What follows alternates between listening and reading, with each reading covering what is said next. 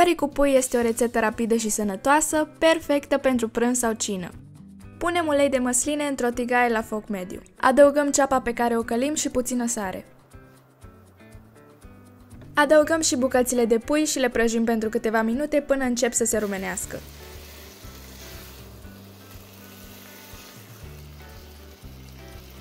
Punem condiment pentru curry de la Cosmin, miroase foarte bine.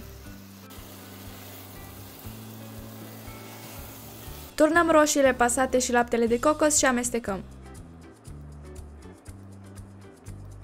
După care mai lăsăm totul la fiert pentru 10 minute la foc mic.